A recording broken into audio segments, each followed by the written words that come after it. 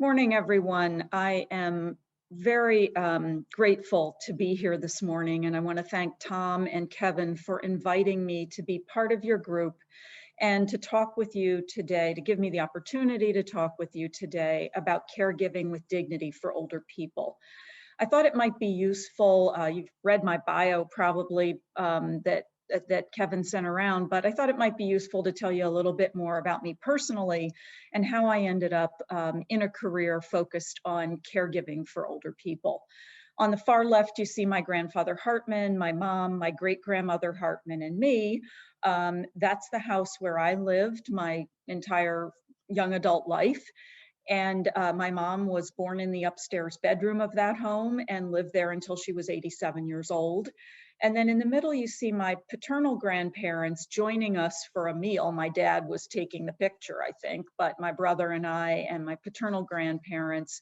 And so they lived just a couple miles away, and we saw them at least weekly, if not more. We went to their church. So I sat with my grandmother in church and loved looking through her purse during the sermon primarily. And then on the far right, you see me along with my friends. We did a Girl Scout badge focused on healthcare, and we worked in the hospital as what then we called pinkies. I think you might know them as candy stripers. But from that Girl Scout badge, I was able to get a job working as a nursing assistant in the local nursing home. We were paid $1.50 an hour, and I think it really, between my personal experiences at home with seeing older people every single day, and my experiences as a young child and young adult, really shaped my understanding of the wisdom that older people bring to us, and how that it's so important to think about caregiving with dignity for those people. So I'm going to talk to you a little bit about that today and about some of my ideas about that. And I'll be very interested in the coffee hour afterward to hear what you think of some of that too. On the left here, you see the Article 1 of the Universal Declaration of Human Rights that says that all human beings are born free and equal in dignity and rights. They're endowed with reason and consciences, and they should act towards one another in a spirit of brotherhood. And I think that that's really important for me as a person and me as a caregiver to really embrace. On the right side of the slide, what you see are characteristics from a concept analysis that one of my colleagues in Australia published, and it was focused on bowel and bladder care for older people.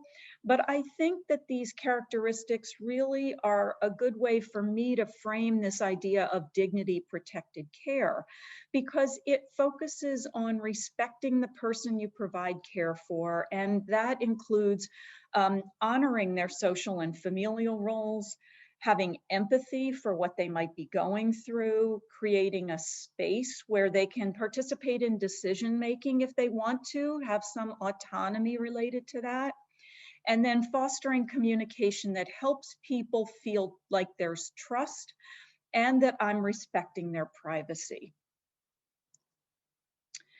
So the other thing that I think has shaped what I do is to just keep in mind these principles of adult learning. And I realize that for some of you, this is something you know, and in fact know way better than I do, that you teach more adults even than I do.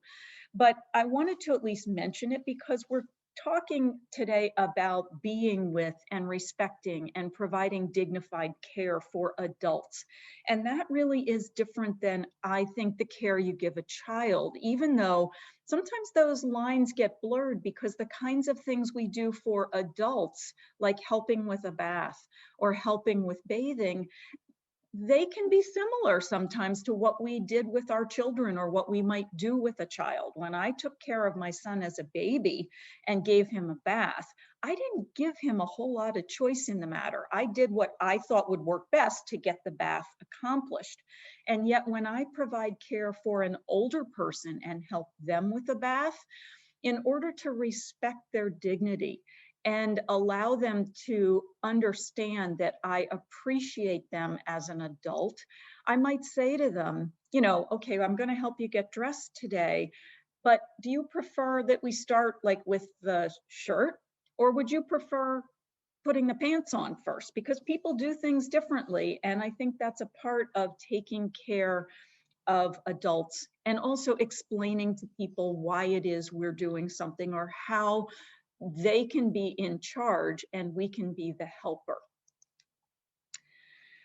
So what do family caregivers say about all of this? Well, oftentimes, and in overwhelming reports, family caregivers talk about the benefits and the positive aspects and the gift of caregiving. And that's exactly the way I felt caring for my parents, even though I was stressed and challenged and frustrated some days. But when I think about it, that was a gift for me to be able to care for my parents.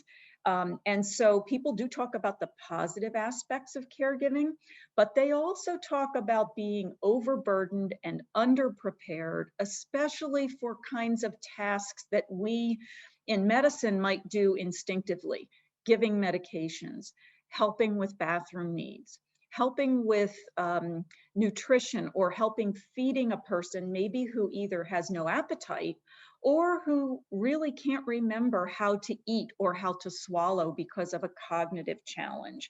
So what I've included on the next couple of slides are just some tips that we as health professionals think work sometimes, and they don't always work, but at least thinking about sort of different strategies and realizing that what works once might not work the next time. What works for one person, or what I have on this slide, might not be the thing that works for you or the person you're caring for, or you as the care recipient. But in general, trying to keep the atmosphere calm and thinking about, especially people who have a little bit of a cognitive challenge, is considering these short directions and maybe being a medication buddy. So I might say to my mom, "Mom, I'm taking my vitamin D in the morning. And how about if you take your high blood pressure medicine? Would that be okay? And then after we take our medicines, maybe we have a little treat. And maybe that treat isn't food, but maybe that treat is the routine we get ourselves into, is that we take our medications, we have a little bit of coffee and breakfast, and then we go for our walk. And that's the treat." Thinking about how these routines work or don't work, finding good times of the day when someone's not exhausted from something else. And if the person you're trying to give a medication to really isn't up for it right now, it's okay to pass on it and come back in 10 or 15 minutes and just see if there's a different setup at that point. So thinking about ways that you can make medication less stressful for both the care recipient and the care provider.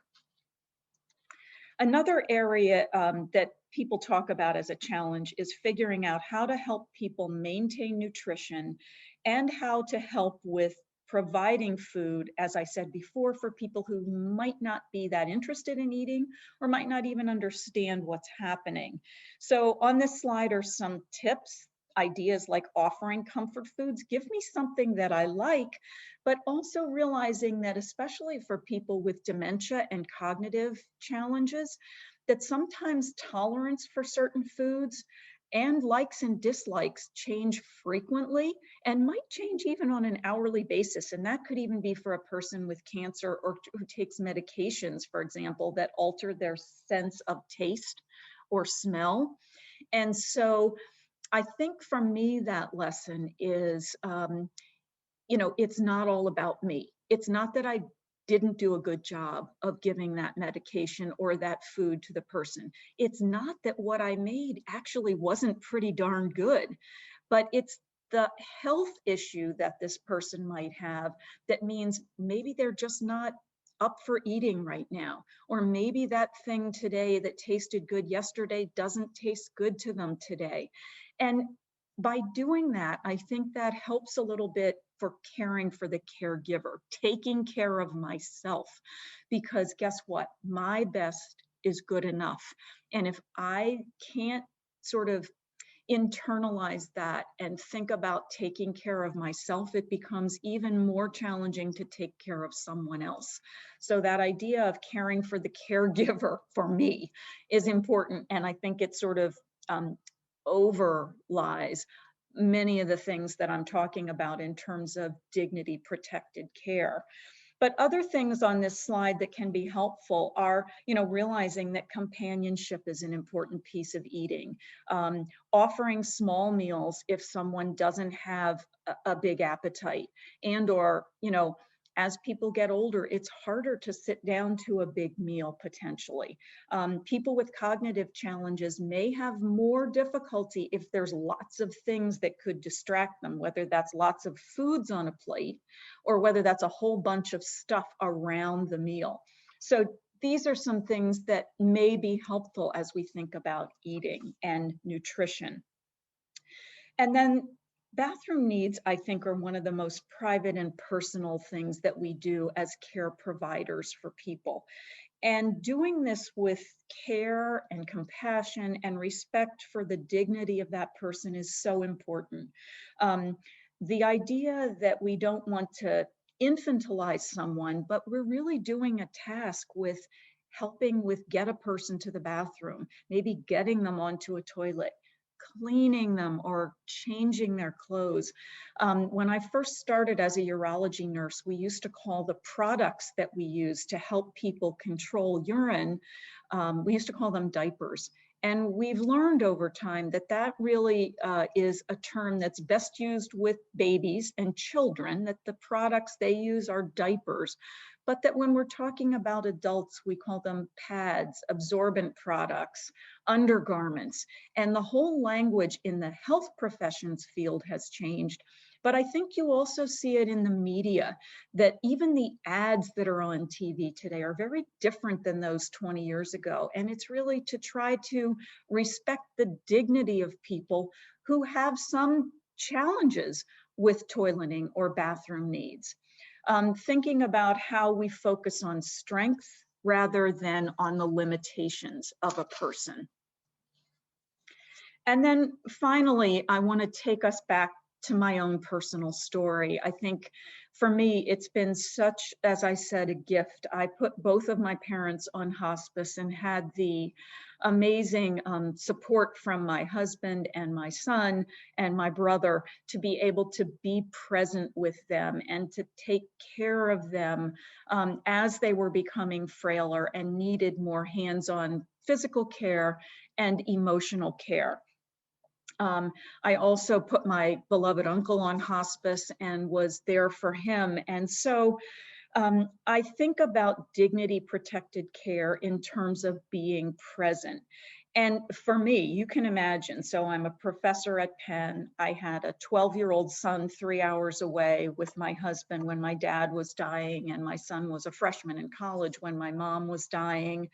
And I was trying to get promoted. I had a lot of things going on. I was working full time.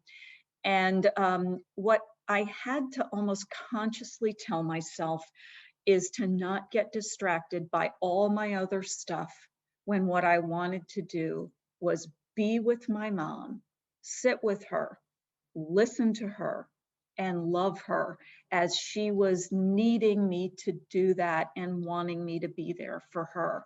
When she took a nap in the chair, rather than me trying to busily try to do emails, she didn't have wireless, so I couldn't have done them anyway, was I took a nap in the chair next to her, or I held her hand next to her and read the newspaper.